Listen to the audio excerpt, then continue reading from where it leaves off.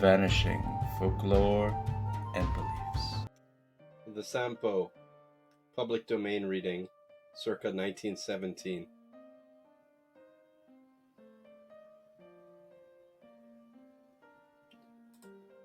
The Tree of Magic. Very early in the morning, the minstrel rose from his couch. He opened the door and looked out, and the sun was not yet up, but a tinge of yellow in the eastern sky foretold the coming of a brilliant day. The stars of the Great Bear were still visible, twinkling dimly above the pine trees. The air was sharp and biting, the frost lay thick on the hilltops and the barren moorland. Patches of newly formed ice glared white in the marshes. "What a fine day for my journey," said the minstrel. Presently the greybeard's son brought the red reindeer to the door and harnessed it to the birchwood sledge.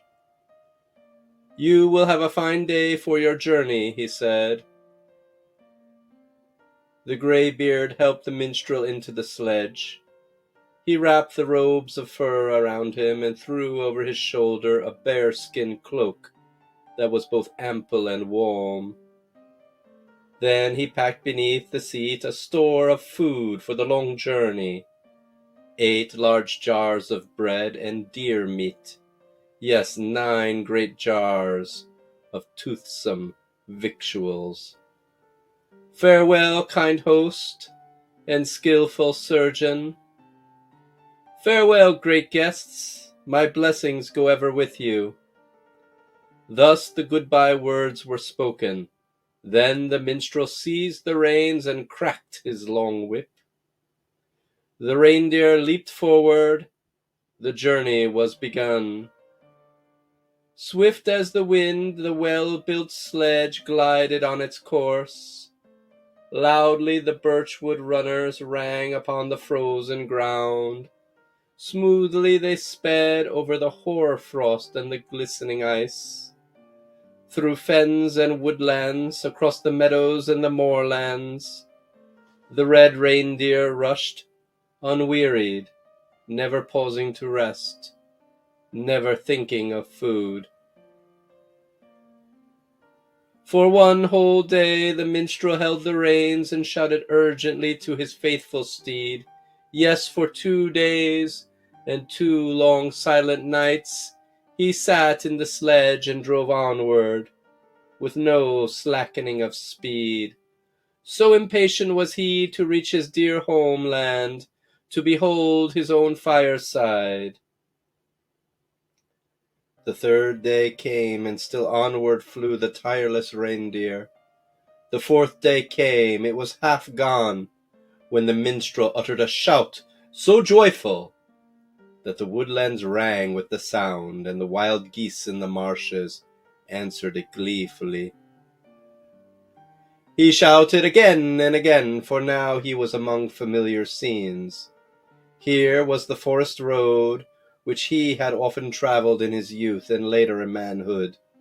Here was the long, rough causeways across the treacherous fenland. He knew it so well that it seemed like the face of a friend. Straight ahead, only 3 leagues farther, the little village of Wainola was nestling warmly in the wooded glen close by the sea. In that village was the snug cottage which the minstrel called his home, and in that cottage was the fireside around which his friends were sitting and bewailing his absence. What wonder that he shouted so joyfully? All at once, however, his joy was dimmed. The memory of something unpleasant came into his mind.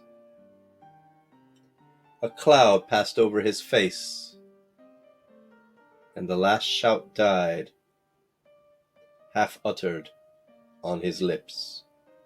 The birchwood runners bumped hard on the rough causeway. The reindeer slackened its speed. It seemed ready to sink into its tracks. The minstrel's mind was far away.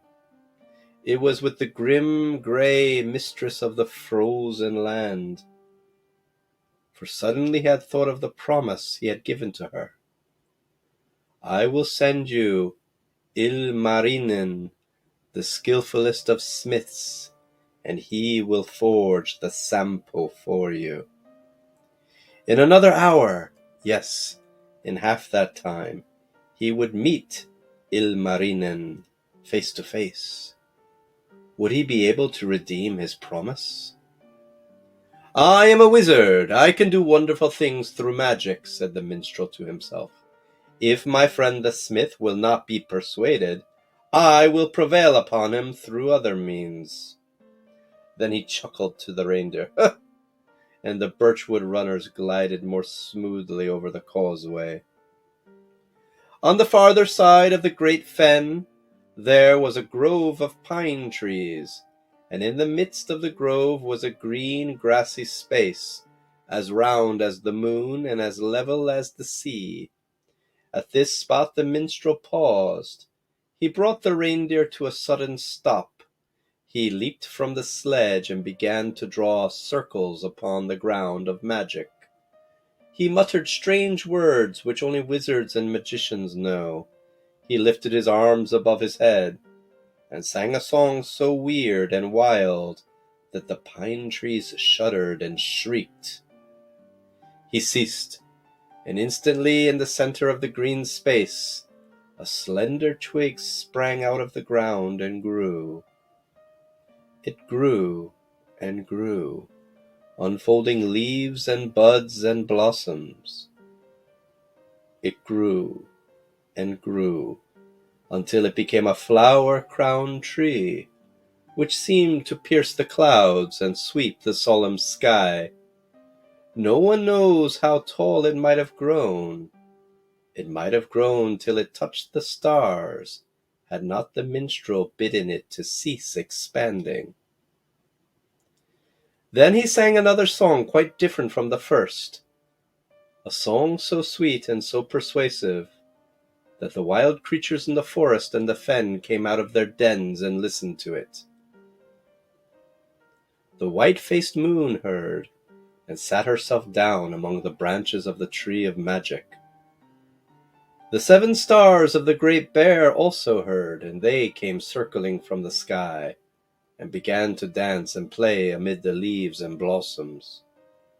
Cunning indeed was Wainamoinen, cunning and old, and when he saw the work of his magic he was pleased beyond measure. He clapped his hands together in triumph. Ah! He leaped and danced around the tree like one gone mad.